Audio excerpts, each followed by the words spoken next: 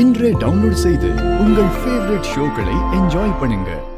உங்க ஹஸ்பண்டோட அம்மா கூட இல்ல இந்த வீட்டில் இருக்கிற மற்றவங்களோட உங்களுக்கு ஏதாவது பிரச்சனை இருக்கா பாரதி?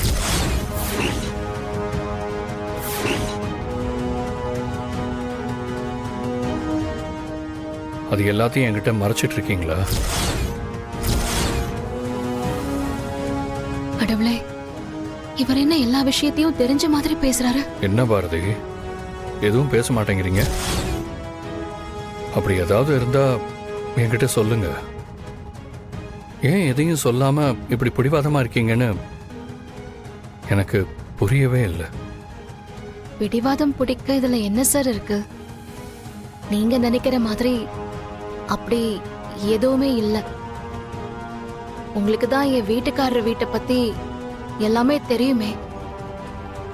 அப்புறம் ஏன் என்கிட்ட இந்த மாதிரி திரும்ப கேக்குறீங்க?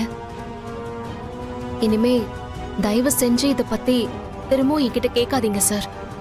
ஏன்னா நீங்க கேக்குற எந்த கேள்விக்கும் என்கிட்ட எந்த பதிலும் இல்ல. அத சொல்லவும் விருப்பம் இல்ல.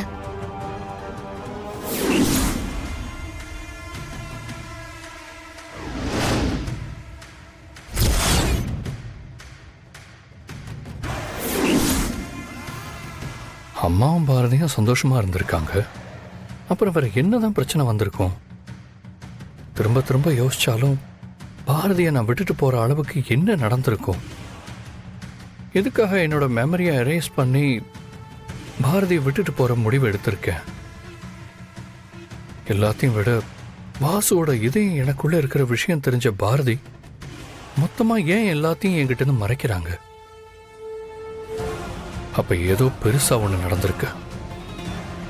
அது என்னன்னு பாரதி சொல்லாம எப்படி கண்டுபிடிக்கிறது? இந்த விஷயத்தை பத்தி கேட்டாலே இவங்க நர்வஸ் ஆகுறாங்க.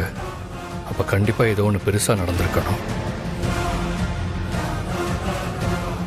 சார், தயவு செஞ்சு நீங்க இனிமே என் விஷயத்தை பத்தி யோசிக்காதீங்க.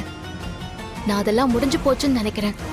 அதை எனக்கு திரும்ப திரும்ப ஞாபகப்படுத்த முயற்சி பண்ணாதீங்க. இதுக்கு மேல உங்ககிட்ட சொல்ல வேண்டியதில்ல. உங்களுக்கே புரியும் நினைக்கிறேன். Okay Bharathi, I understand.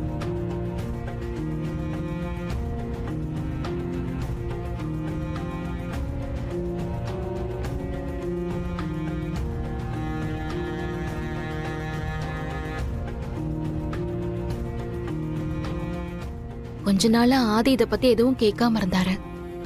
இப்போ மறுபடியும் கேட்க ஆரம்பிச்சிட்டாரு. ஏதாவது பிரச்சனையா இல்ல யார் மூலமாவது ஏதாவது தெரிஞ்சுக்கிட்டு வந்து பேசுறாரா?